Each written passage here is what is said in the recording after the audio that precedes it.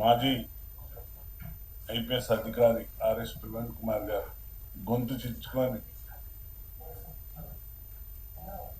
ముసలి కన్నీరు కారుస్తూ పిల్లలకు అన్యాయం జరిగిపోయింది, పాలిటెక్నిక్ వాళ్ళకని లాటరల్ ఎంట్రీ లేకుండా చేసింది ప్రభుత్వం అని,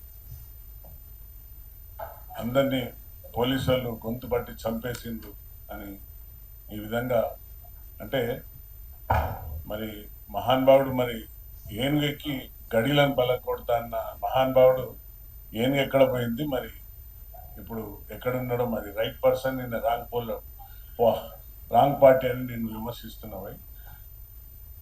పాలిటెక్నిక్ అనేది ఎట్టి పరిస్థితుల్లో పిల్లలకు ఎలాంటి వారికి ఇంజనీరింగ్ ఈ సెట్కు ఎలాంటి అన్యాయం జరగకుండానే అన్ని విధాల గౌరవ ముఖ్యమంత్రి గారు అన్ని విధాల చర్చించి నిపుణులతోని మరి ఆగునూరు మురళి అటువంటి ఒక విద్యావేత్తతో వారికి ఉన్న అవగాహనతో అన్ని తీసుకొని చర్చించి పిల్లలకు స్కిల్ యూనివర్సిటీలో వారిని ట్యాగ్ చేయడమే తప్ప మరి వారిని పాలిటెక్నిక్ నుండి ఇంజనీరింగ్ పోయే విధంగా వారికి అవకాశాలు లేకుండా చేసి వారిని ఏదో లేబర్లలాగా చూడే విధంగా చేస్తున్నారని గొంతు చించి ఈరోజు మాట్లాడుతున్నారు.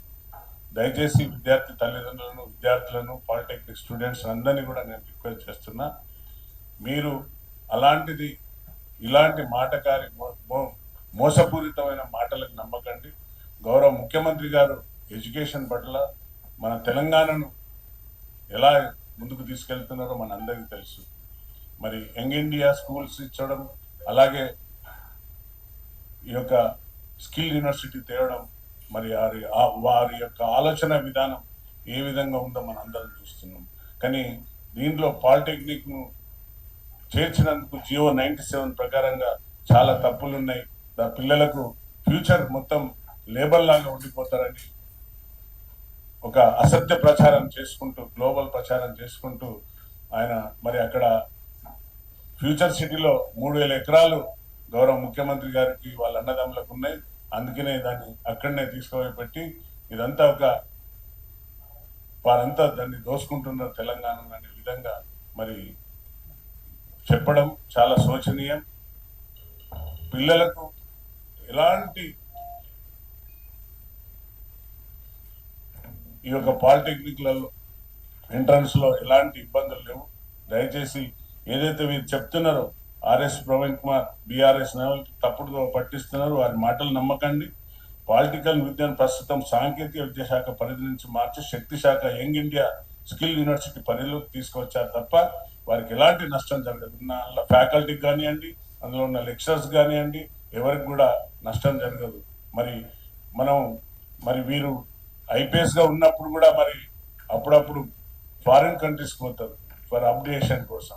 మరి అదే విధంగా పాలిటెక్నిక్ ను అప్గ్రేడ్ చేసుకుంటూ ఈ యొక్క స్కిల్ యూనివర్సిటీలో చేర్చినందుకు ఇంత గగ్గోలు చేసి ప్రజలను, పిల్లలను అందరినీ కూడా తప్పు పట్టిస్తున్నారు. కాబట్టి మేము తీవ్రంగా ఖండిస్తున్నాం. అలాంటిది ఏం లేదు.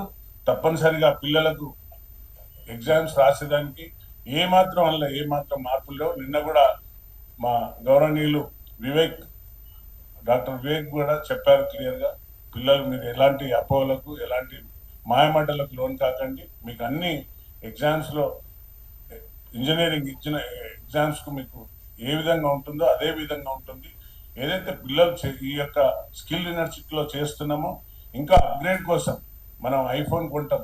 ఐఫోన్ వచ్చినాక కూడా మళ్ళీ ఇప్పుడు 18 Pro రాబోతుంది, 18 ఐఫోన్. మరి అక్కడ